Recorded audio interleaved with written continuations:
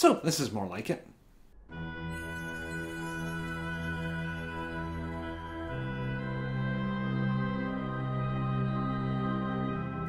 Discworld. A long-running book series ripe for adaptation into a narrative-driven, intelligent, witty video game during the heyday of the point-and-click adventure.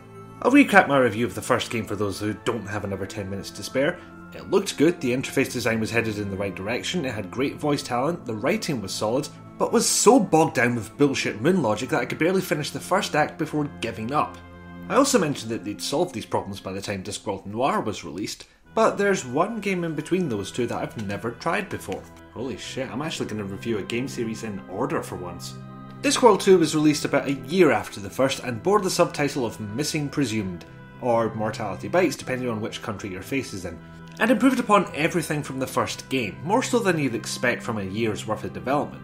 The resolution is bumped up from VGA to SVGA and a cartoony art style has replaced the "this is a VGA game" look of the first.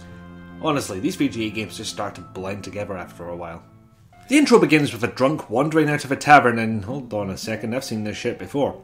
Death is still on his way apparently, otherwise Mr. Boo's face might have bumped into him and brought us full circle. The drunk turns out to be Rincewind, accompanied by the unseen university librarian who's an ape. Okay, either look it up or just go with it. If I have to explain everything Discworld related, I'll never get this under 10 minutes. They spot a bomb planted on a cart outside the Fools Guild and Rincewind attempts to disarm it. The ape attempts to communicate what an atrocious idea this is, but you can guess how well that goes. Gangway! Take cover! Our drunken heroes survive the attempted assassination of a wooden cart and continue the intro's tradition of lampshading both genre tropes and the original game. Well, the animation budget's increased at least. Well, of course that's a good thing. It means they haven't spent as much on plot, doesn't it? They've probably halved the number of insane object puzzles for a start. You cheeky bastards. If you don't at least appreciate this kind of humour, turn back now. The game does not let up on it. At all. They even throw in a drop of Python and a Doctor Who reference later on. It's a tiny bit shameless. Anyway, you might think that whole drunk scene is what sets up the main plot. It does not set up the main plot. Neither does Eric Idle singing about death while a skeleton dances in the background, but when is that ever a bad thing? Act 1 begins with the departure of the great old wizard Wendell Poons. Out of his coffin and straight out the door. He's died, but, well, it's better put in his own words. I am dead, but I'm still bloody ambulatory. This time around, the story is no longer the trouble with dragons, but the trouble with death, because all of a sudden, nobody's dying on the Discworld.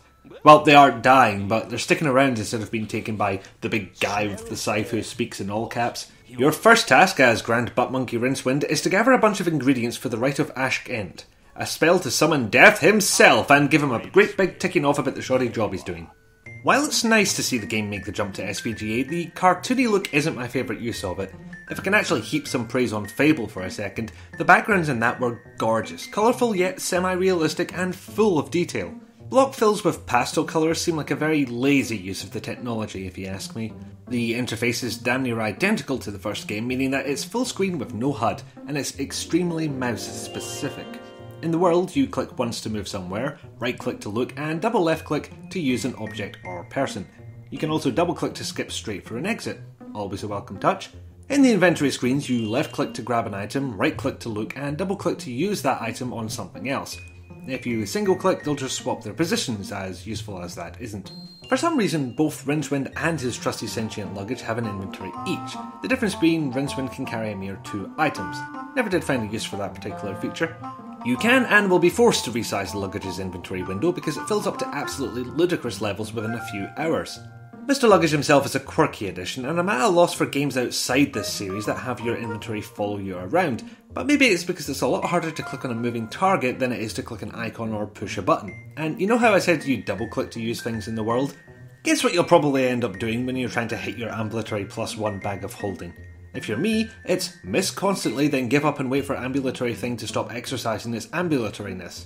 It doesn't help that the pathfinding occasionally derps and has you vibrating on the spot, or that double clicking the luggage always gives the same damn response.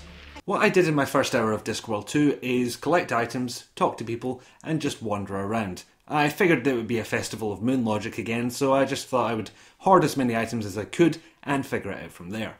And that seemed to work for me at first. I was making a bit of progress in my grand quest for dribbly candles, sticks, glitter, a foul smell and some mouse blood. What the fuck? Then after I got stuck for the first time and considered the ethical concerns of using a walkthrough for, at least 5 seconds, I discovered I'd missed entire screens of certain areas because I'd assumed it wouldn't scroll. Why was that? Well, other games in the genre will give backgrounds a certain flow, indicating that there's more to be found in certain directions. Discworld 2 sticks things like big pillars at the edge of the screen, and what that does is creates a mental barrier. You can't see the background flowing somewhere else, therefore you assume unconsciously that there's nothing there. After all, there's a big bloody pillar in the way. So that's the second thing I did. Went back to all these areas and started to move off screen to find the items I didn't find in Phase 1. That took about another hour or so. From there I actively started trying to solve the puzzles that I'd been putting off for ages, and once I did that, it wasn't bad. The tasks I was given actually made sense, and some required only a small logical sidestep to get there. I did already say that I needed a walkthrough at points, but I got through the majority of it pain-free, and before I knew it, I'd beaten Act 1 on mostly my own merits. The difference between Discworld 2 and Discworld 1 is that this time round I'd read the solution and say, "Oh crap, I should have thought of that," as opposed to, "What in the fat-tweeting Pantychrist did they do that for?"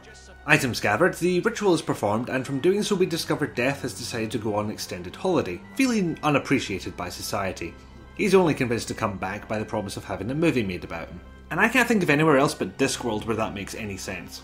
Rincewind now has to fetch a bunch of items related to his filmmaking, which would surely violate a bunch of union rules. And this, sad to say, is the point where I gave up. The first act was restricted to Ankh-Morpork, around 12 locations in total. The second act adds roughly 7 more with probably twice as many characters. The set in Hollywood has about 6 or so screens all by itself. So if you were going to rely on the use everything on everything else tactic, forget it. Your hand will get RSI from clicking so much or just spontaneously combust in protest. This is one of those games where you need to both write things down and pay extra attention to what the characters are saying. One of the improvements I saw is that the dialogue will subtly hint at what certain things need to be used for, but they're disguised as a generic yet somewhat witty reaction line. It's quite smart, and it would have worked better if you hadn't had to compile an encyclopedia to remember all of it. Or maybe if they just took the LucasArts route and highlighted those key phrases in capital letters, but I always thought that looked a little bit clunky. And then they lose some of their hard-earned brownie points due to the extreme paranoia about sequence breaking. That is, doing things before you've been told to do them. You can't just try everything, you have to have a reason to do it, even if it seems like the decent thing to do. Such as cutting down a group of crucified singing skeletons so they can sing the praises of death in a motion picture. What the hell did I just write down? And it was very nice to have these big areas to walk through. In fact, it was probably a neat little technical achievement for that era, but you have to walk through them every sodding time, even when you actually just want to go down to that one area right at the end. And the skip straight to the exit trick only works if you can actually see the exit. It's that frustration upon frustration that finally made me stop playing. So yeah, another Discworld game I gave up on. Yes, it looks better, yes, it's still funny, yes, the voice cast are still fantastic, but you still need a walkthrough or a massive set of notes to actually play the damn thing. And funny dialogue will only get you so far when you've been throwing fourth wall joke after fourth wall joke at the player. If you want to play Discworld 2, I dare say you'll have a better time than you would with the first game, but go into it knowing what it is. You have to dedicate yourself to this. And whilst I'm sure you'll have fun if you persevere, it just wasn't for me.